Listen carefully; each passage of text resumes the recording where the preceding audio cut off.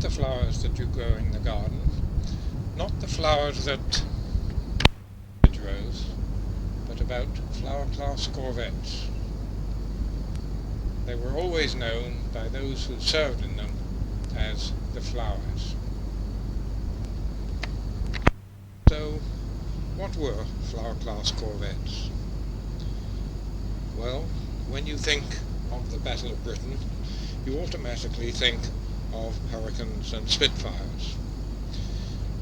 When you think of the Battle of the Atlantic, you automatically think, or should automatically think, of flower-class corvettes. Because flower-class corvettes were, to the Battle of the Atlantic, what the Spitfires and Hurricanes were to the Battle of Britain. But there the simile ends very abruptly, because anything more different than the Spitfires and Hurricanes and the flower-class corvettes were would be difficult to imagine. The corvettes were small, chunky and slow, but they were all we had. When war broke out, it was decided immediately that we should put our merchant ships into convoys, because that was found by experience to be the safest thing to do. But, surprise, surprise, we had no escorts for the convoys. So it was necessary to build escorts very quickly in large quantities to escort the convoys which we were going to run.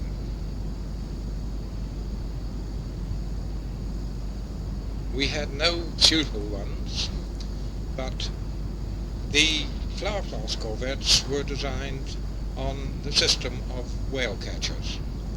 They were quite small, about 900 tons. They were too slow for the job.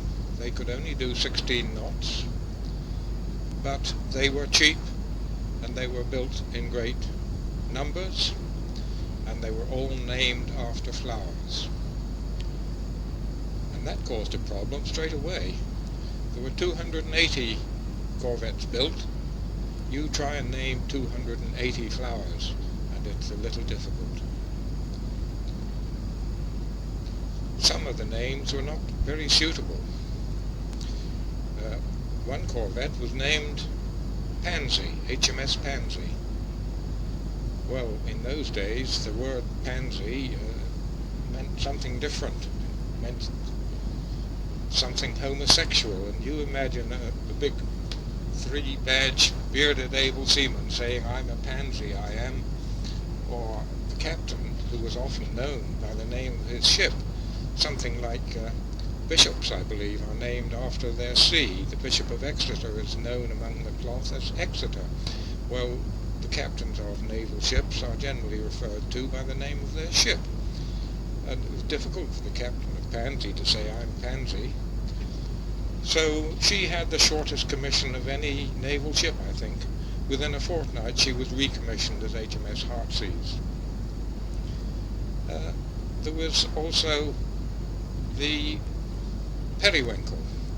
I remember when she passed the Commander-in-Chief Home Fleet in the battleship Vanguard, C&C Home Fleet made him a signal. "What are you? Do I smell you, or do I need a pin?" So they were all named after flowers, and even to this day, all flowers to me have two meanings. I mean, mignonette, for instance, to me is old Freddie Brown, who lived up in Glasgow. He was captain of mignonette, and so on, right through the list of flowers. They all mean something, have two meanings for me. They were splendid seaboats, but they had a violent motion.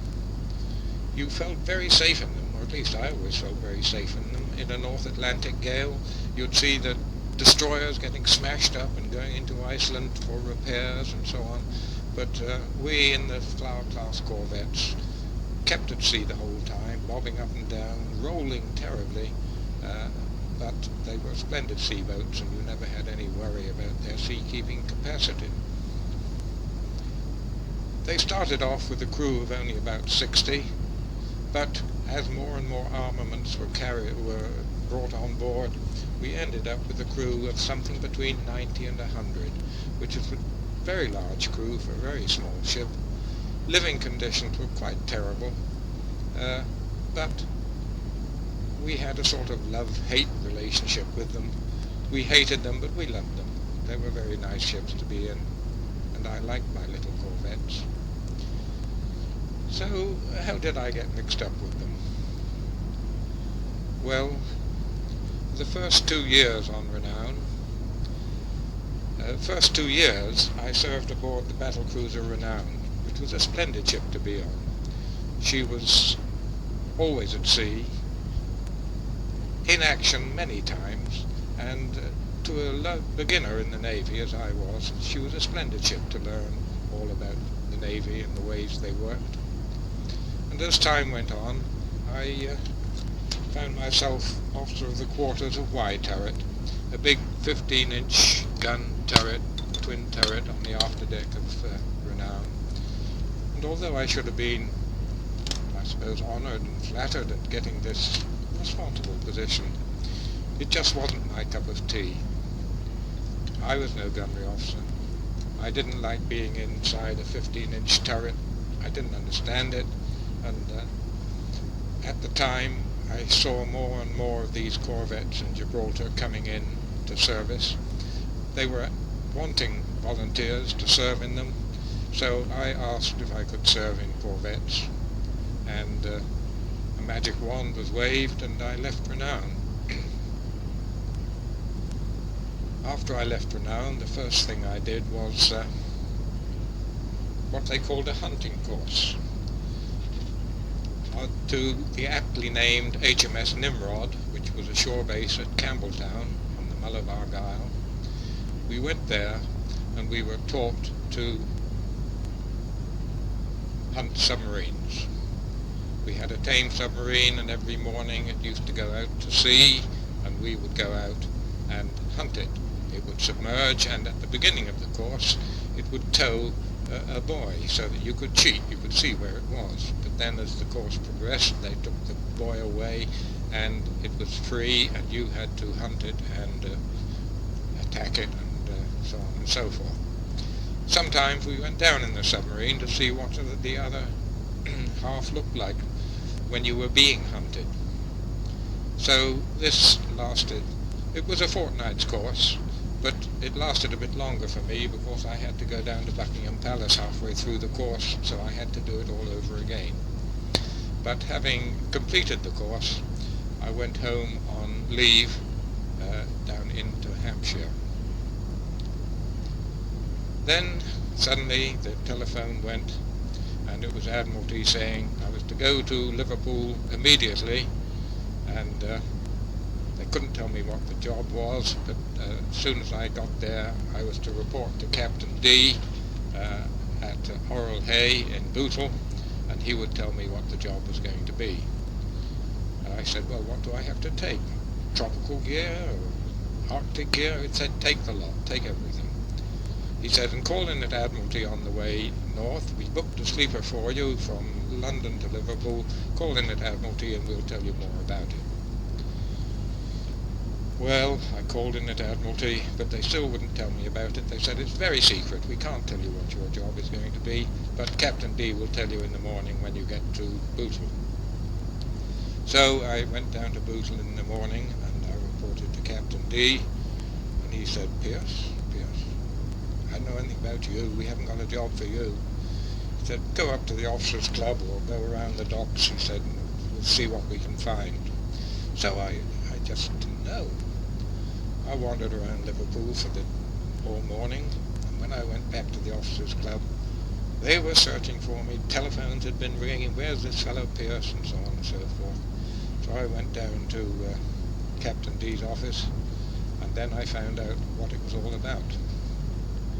The captain of Begonia, that was a last corvette, was being court-martialed for being a naughty boy. If he was found not guilty, I hadn't got a job. But if he was found guilty, I was his replacement. he was found guilty. And the interview with Captain D went something like this. Captain D said, have you ever been in a corvette before? I said, no. He said, good, get down to Begonia right away, take over command, you're sailing at 6 o'clock in the morning. Just like that. So I was thrown in at the deep end. That night there was a air raid, and I hadn't a clue what gunnery we had, or if we were allowed to fire, or anything like that. It didn't seem to matter, we weren't hit anyhow. And at 6 o'clock the next morning, I had to take her out to sea to escort a convoy. Very sudden change from Renown to Begonia. Well, we got away all right. By the time we got to the bar lightship, I was seasick. Very seasick. Of course, the motion was so different from anything I'd been used to before. But anyhow, we get over seasickness. No one on my ship was allowed to be seasick before me. It's something I've always suffered with. So we went off to sea. Well, it wasn't too difficult for me really, because after all I was a master mariner and I'd been to sea, by that time I'd been to sea 15 years, so although it sounds a bit sudden, I was ready for the job. And I managed quite adequately, and I felt so satisfied escorting merchant ships, because after all I was a merchant seaman, and it was a very satisfying job being captain of an escorting merchant ships. It's what I wanted to do. Much better than being in charge of a 15-inch gun on Renown. When I first joined Begonia, we had no radar of any sort at all. And one of the more difficult parts of being an escort was keeping track of the convoy at night. No lights were shown, nothing was shown at all, complete darkness, and if it was a rainy, foggy, black night, sometimes quite difficult to see the convoy. And at about this time, the first radar came along, and this was so wonderful to us. It was a very early type, looked like a bedstead stuck up on the mast. But I remember the first night out when we had this thing, the radar operator was calling out every few minutes, convoy right ahead, 2,000 yards at the mile.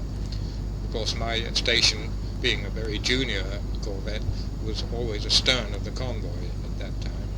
So all night long, the radar operator was calling convoy 2,000 yards ahead, convoy 2,000 yards ahead, so it was lovely. Came the dawn, there wasn't a thing in sight, and he was still saying convoy 2,000 yards ahead. Well, it's very embarrassing to lose your convoy if you're supposed to be escorting it. But anyhow, I found it again. We dropped too far astern. It was just out of sight over the horizon, but a bit embarrassing. But that was the very early form of radar, and things got much better after that. You had radar which you could rely on. Well, I was in command of Begonia for about 6 months, when we went down to London, to the Royal Albert Docks in London, which I knew so well from my merchant service days, for a refit. And whilst we were refitting, my crew left, and I got a complete American crew arrive, but no American officers at all. Of course, Begonia was going to be handed over to the Americans. One heard a lot about how the Americans gave us 50 clapped-out old destroyers from World War I, and in exchange we had to give them all sorts of bases in the Western Hemisphere. But you heard very little about what we gave the Americans, and we gave them 10 brand new corvettes for their use, so that when they came into the war, they were just coming into the war then, they would have something to escort their convoys with. And Begonia was one of the corvettes that we handed over to the Americans. The difference between a British crew and American crew was quite astounding. And I had all sorts of questions like, say, Cap, when are we going to have coffee? We don't drink tea. Or, say, Cap, there's no freezer on board. How are we going to get ice cream? And all sorts of questions like that. It's very, very different from the Royal Naval ratings. Anyhow, the officers finally came down, the white ensign was hauled down, the stars and stripes was hoisted, and HMS Begonia became USS Impulse, and she left. I met her several times after that out on the American coast, but that was the end of Begonia. She became USS Impulse, and I went back on leave. Well, I was again sitting down in my home in Hampshire on leave when the telephone went again, and it was Admiralty. I was to go to Tobermory right away, Tobermory in the Isle of Mull, that is, right away, to take over command of HMS Kadisha. Just before he rang off, he said, "Oh, by the way, she has a Belgian crew." I said, "What, all the officers Belgian too?" He said, "Yes, they're all Belgian." And that was that. So I had to hurriedly dash up to Glasgow, to Oban, take the ferry across to Tobermory. I arrived there early in the morning, reported to the local commodore, and said, "I'm Pierce, I've come to join Begonia, Kadisha." And he said, "Yes, get aboard right away." He said, "Take over command, tell the captain to leave, I've got a hotel room for him." Apparently the captain couldn't get on very well with his Belgian crew, and they hoped that I would do better. So I went aboard, and I had to tell the captain that I was his relief and he was to go ashore. And so I found myself in charge of HMS Kadisha with an entire Belgian crew. We flew two ensigns side by side. We flew the white ensign and also the Belgian flag side by side on a specially constructed flagstaff aft. I was very, very nervous about this because, I never sailed with Belgians before. And the first morning I thought, well, I must speak to the ship's company, because that's the normal thing. A new captain has to muster all hands and speak to them. So I mustered all hands on deck, and I didn't know what I was going to say. But the first thing I said was "Good morning." And it was amazing, because when they were mustered, they were surly, they were obviously they were fed up.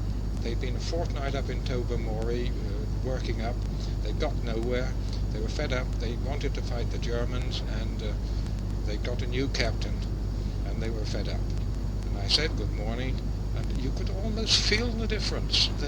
One or two smiled, and it just felt a different atmosphere altogether. I don't know what else I said. I know it didn't matter what else I said. I'd said "Good morning," and that seemed to be all I need say. Anyhow, we got on very well. They worked hard.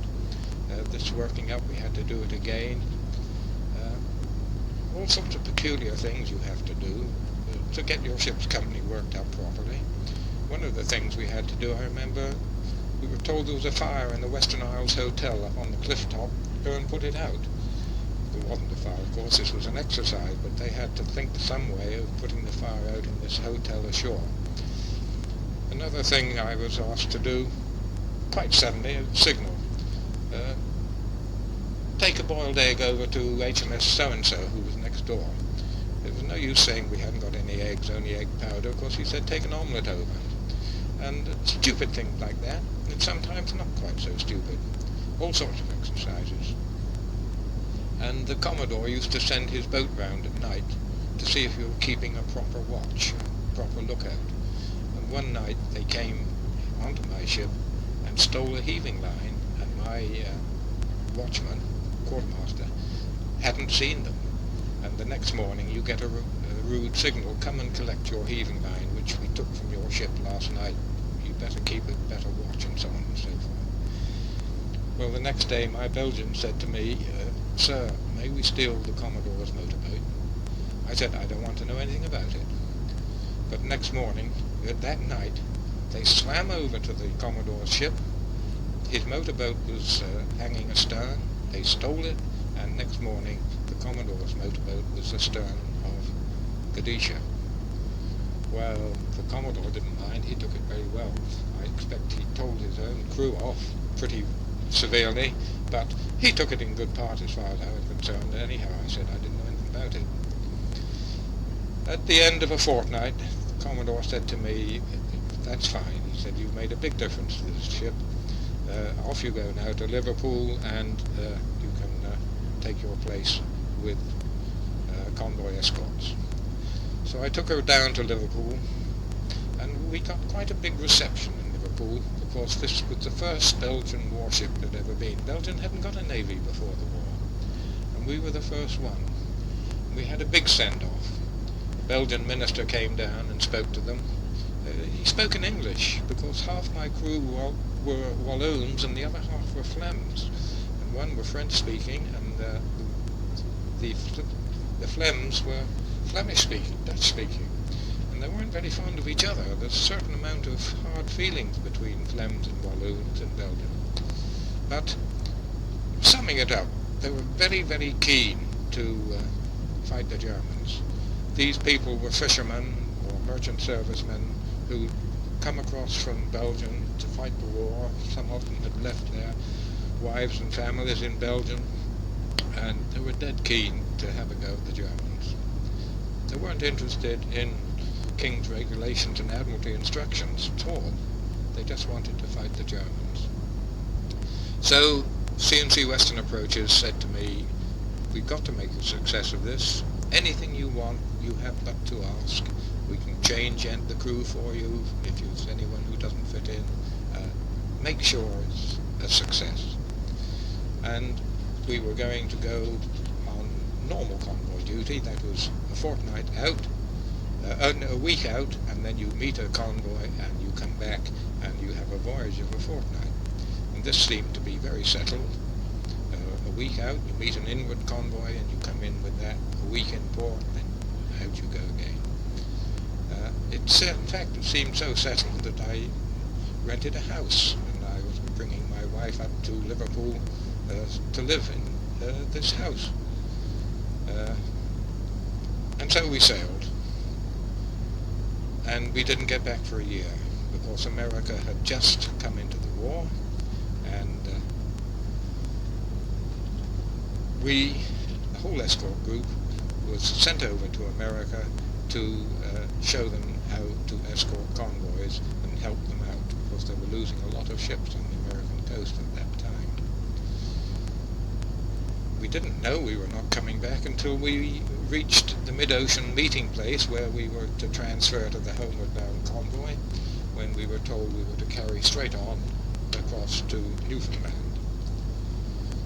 I just managed to flash a signal to another corvette who was returning, asking him to send a telegram to my wife to tell her that all our arrangements were cancelled and she wasn't to come up to Liverpool after all. And as it turned out, my wife was actually getting into the taxi in the street in Hampshire to travel up to Liverpool when the telegram arrived cancelling it all. So she didn't have to come up to Liverpool after all, and my telegram arrived just in time. And so we carried on.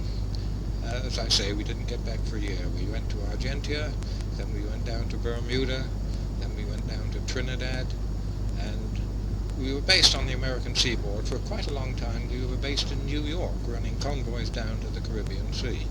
As I say, we were really showing the Americans how to escort convoys. Well, if you must fight a war, to be based in New York is very pleasant indeed. The hospitality which we were showered with in New York was quite astounding, and it was really quite a relief to get back to sea for a rest. I found the Belgians very good. They were very, very keen indeed, and I had a good ship there, and the captain of the escort group was very pleased with the way Begonia behaved. But it wasn't entirely easy. When I joined her, we had, in the wardroom, we had the photo of King George and the photo of King Leopold of the Belgians, side by side, in the wardroom. Just before we sailed, King George disappeared, which didn't worry me one little bit, but he disappeared. And my first lieutenant, a Belgian of course, he was very worried about this. He said, "Sir, we sent him ashore to have the frame mended because it had got broken, and he hasn't come back yet." I said, "Well, that's all right, I don't mind." Quite a few months later, about 5 or 6 months later, in New York, one of my officers left and returned home. He was a Flem, de Kessler by name. He left and was returned home and was relieved by someone else. And after he left, King George came back. Apparently, this man, he was a Flem, was very, very pro-patriotic Belgian. He reckoned the ship was Belgian, shouldn't have King George's photo in the wardroom, so he took him down and hid him in the bilges or somewhere. And all the other officers didn't like to say anything about it at all. They thought I would be so annoyed and cross. But when he left, King George was brought back, and once again I had the King George and King Leopold side by side in the wardroom. Well, that's the sort of thing, which happens, and it didn't worry me at all. But as I say, it worried my first lieutenant an awful lot. At one time on this year we did on the American coast, we were based in Curacao in the Dutch West Indies, and I had a Dutch senior officer in charge of the group, and I was on this Belgian ship, and that was really Harry Tate's Navy, a Dutch senior officer, a Belgian ship, Belgian flag, and based in Curacao. The other difficulty about this foreign cruise we had, based in America, we could get no spare parts for our radar, and we had quite good British radar at that time, but so all our radars were useless after a few months, and this was a very big disadvantage. No radar at all, we could get no spares, and that was not good. We finally came home from Trinidad, and we escorted a very, very unfortunate convoy, TM-1. TM stood for Trinidad Mediterranean. A small convoy, the first one of its kind, only tankers, 9 tankers, a small convoy, just 9 tankers. It was just after the North African landings, and these tankers were bound for Gibraltar and North Africa. But the very first night out from Trinidad, we were spotted by a submarine, a German submarine, who from our course knew where we were going, could see where we were going, and he called up the wolf pack, and we had no radar on the corvettes. The escort was 1 destroyer and 3 corvettes. No radar on the corvettes, no air cover because we were too far out to land, and the wolf pack was called up, and it was quite a disastrous convoy. It was, in fact, the worst convoy which I had the misfortune to sail with. They attacked us every night. They got the better of us. They sank all our ships except 2. We arrived in Gibraltar eventually with 2 tankers out of the 9. 7 tankers lost does not sound a lot, but percentage-wise, of course, it was the worst convoy which had ever happened. And it was all because we just could not get at them. They seemed to get the better of us all the time. Every night a tanker would go up and this sort of thing. And I felt so impotent about it all.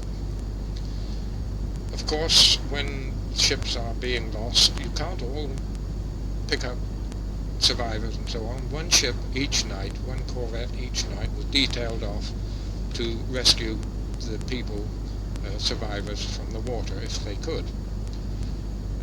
Obviously you can't have all your escorts picking up survivors, and no one will be there to escort the convoy. And I think perhaps the worst moment of the war, as far as I was concerned, was one night, and I was not the duty boy to pick up the escorts. the tanker had gone up blazing, and we passed through some people in the water shouting and screaming at us, and I couldn't stop. I mean, it wasn't my job to stop and pick them up. One other corvette was going to do that, but it was really horrid having to go through these seamen in the water and not pick them up. It was quite horrid. Other nights, of course, when I was duty boy to pick them up, we did pick them up, and I arrived in Gibraltar more or less full of merchant seamen whom we'd rescued from the water. Some very badly burnt, some badly injured. I had a captain in my bunk. He was badly injured. He didn't know how he got injured. He had his throat cut, which was done by a wire, I think. But anyhow, he survived, and halfway through the trip, we got the doctor from the destroyer. Of course, we didn't carry doctors in the corvettes. The doctor from the destroyer came over and treated a lot of burns, and he treated this captain for his cuts and bruises. And as I say, so we arrived in Gibraltar with about 50 survivors on board. I did get in one attack on a submarine on this rather terrible voyage, and this was at midday in broad daylight. The Germans normally only attacked convoys at night, but on this occasion they got so much of the better of us that this one decided on a daylight attack. It was quite good weather, sunny weather, calm sea, and the Aztec operator picked up a contact which he immediately classified as submarine. And a few seconds later I saw the periscope of this submarine right ahead of us, about a mile away. I immediately warned the convoy, who took evasive action straight away. I actually saw the swirl of the torpedoes as they were fired. They didn't hit anything because the convoy had already been warned. I rang full ahead immediately and set the depth charge settings to the light setting. That is a 25-foot setting. They go off when they reach a depth of 25 feet. This is a dangerous setting unless you're going full ahead, because you're liable to damage your own ship at that very shallow setting. Anyhow, we were going full ahead. We went right over this submarine, and some of the crew could actually see it under the water as we passed over it. We fired our pattern of depth charges, and it really should have sunk the submarine. We didn't know if we'd sunk it or not. We certainly must have damaged it very badly. And after the war, I found out from German sources that she was not actually sunk. She was badly damaged, but she did make it back to the Bay of Biscay ports. I feel very bad about it because we should have sunk it. I turned and fired one more pattern, but couldn't afford to hunt the submarine properly because I had to go and rejoin the convoy. But that was the one attack which we did, a good attack, which we did have on this TM1 convoy. After this convoy, we left Gibraltar and returned to the UK. And I left Spyria. I handed over command to my first lieutenant, who was a Belgian, and Spyria became entirely Belgian then, and I went to join my new ship. After the war, the Belgian government did award me a decoration for this year that I did on Spyria.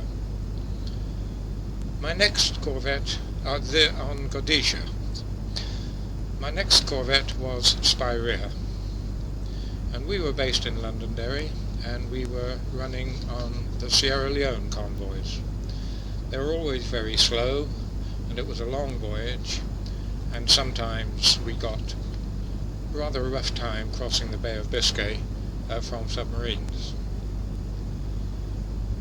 One particularly noisy night, when we lost several ships, my station was astern of the convoy, and I was the one who was told to pick up survivors.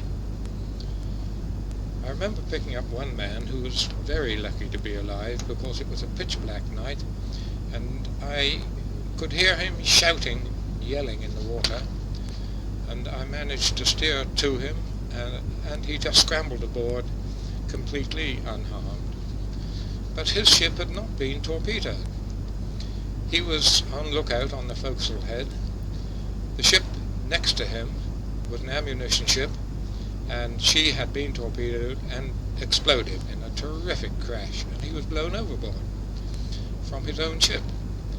And as I say, he was a very lucky man indeed that I managed to pick him up like that on this pitch black night. The next morning I picked up a boatload of survivors, 12 survivors in a lifeboat, and they had managed to do the apparently impossible. Their ship had not been torpedoed, but they heard this ammunition ship explode, and they were very, very nervous. They launched their lifeboat and got away from their ship, and their ship had not even stopped. Their ship was going full ahead the whole time. They got away in their lifeboat, and they were extremely surprised when I arrived back at the convoy, and they saw their ship there, completely unharmed, just steaming along. They felt a little silly, I think.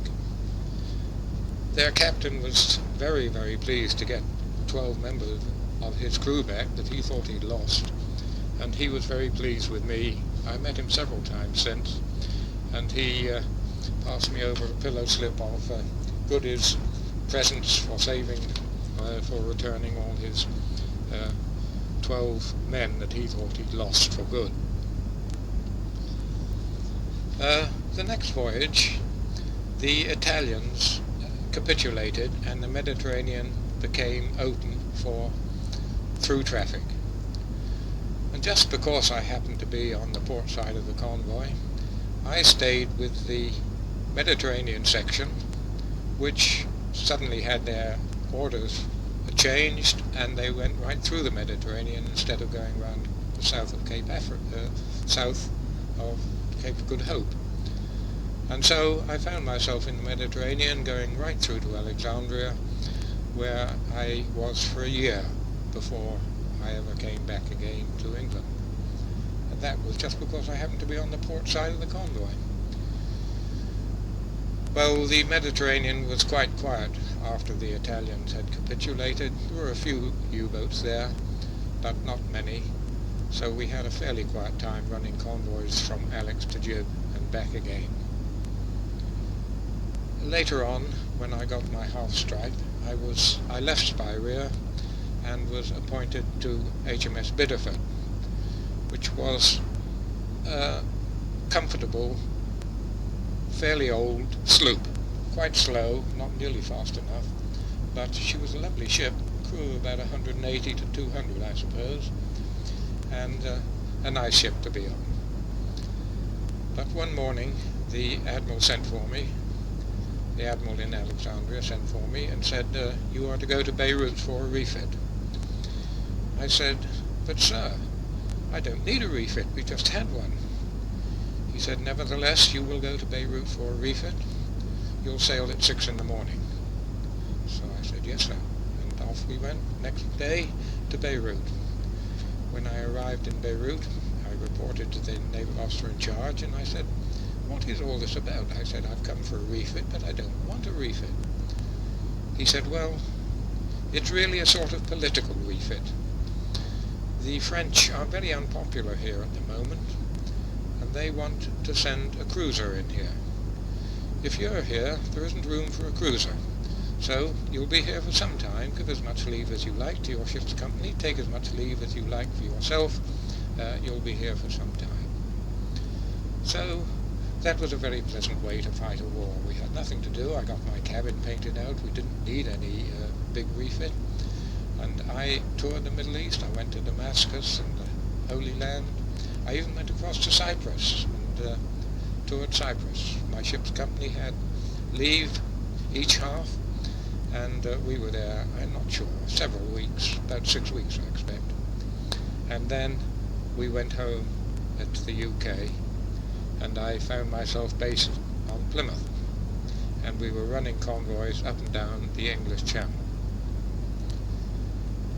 When VE Day came along, Bideford was put in the final category of reserve, category Z or something like that, and I took her to Cardiff, where we de-stored her. Everything was ripped out because she was never going to be used again, and we went along to Milford Haven, where I had the curious task of running my ship ashore.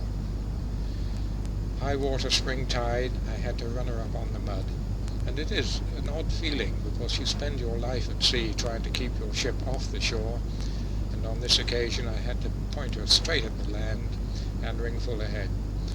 And we went further and further up on the mud until we very nearly ended up in a farmyard.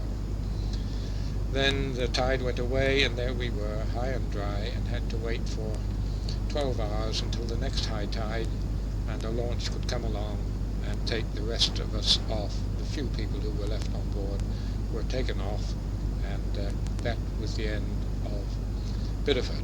She was never used again. Then I was appointed to do a destroyer commanding officer's course at Portsmouth at HMS Dryad, and I went and joined HMS Signet, a brand new sloop, very modern, quite large, lots of armament, crew of 230, and I joined her up in Leith at Edinburgh. We worked up, and we were going far east when VJ Day came along, and so I had to turn round and take her into Devonport and lay her up as well. And that was the end of my wartime career. I then left the Navy and joined the School of Navigation at Warsash. But I still kept on with my R&R training, and my last appointment was Commodore of Convoys, and I exercised this appointment on a big NATO exercise in the English Channel, where I had to take a convoy from Falmouth up into the North Sea to Germany in wartime conditions, blacked out and so on and so forth, and that was the end of my career in the R&R. Of course, after that I went out to Ghana and had to resign my commission in the R&R. So that was the end of my wartime career. Finally, a postscript. 50 years later, I was in Liverpool for the 50th anniversary celebrations of the Battle of the Atlantic.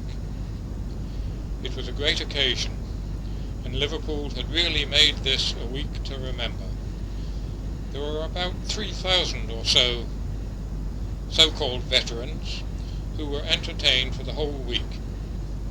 There were two occasions which made it very special for me. I had been invited on board the Belgian warship West Dieppe for lunch, but my reception on board was overwhelming. First, I was piped on board, and then asked to inspect a guard of honor, the officer escorting me with drawn sword. Then I was escorted to the bridge, where all the officers, including an admiral, were waiting to greet me. Introductions all round, then drinks, and a really nice lunch. Before I took my leave, I was presented with a Belgian naval tie, a ship's crest, a hat, and a massive volume of the history of the Belgian Navy, in which I am mentioned by name as being the first captain of Kadisha. There is still a Kadisha in the Belgian Navy, a successor to the ship I commanded during the war. The second occasion of note was the great march through Liverpool of the veterans. This was the climax of the week's celebrations, with the First Sea Lord and the Lord Mayor of Liverpool taking the salute. Before the march commenced, I was standing alone, minding my own business, as is my wont, when a very smart chief petty officer, who was obviously a parade marshal, came up and said to me, "Excuse me, sir, but may I ask what rank you were?" So I told him, and he said, "Would you please lead the march and give the eyes right at the saluting base?" What a shock! Why pick on me? Anyhow, I said I would, and I took the leading place in the right-hand column. Just before we marched off, the chief petty officer appeared again and said, "Oh no, sir, not there. Out in front, on your own, in front of the standards, and just behind the band." So off we went, with me leading the whole parade. It seemed to go off all right. When it was all over, the whole 3,000 of us were given lunch and an unlimited supply of beer. Altogether a great occasion.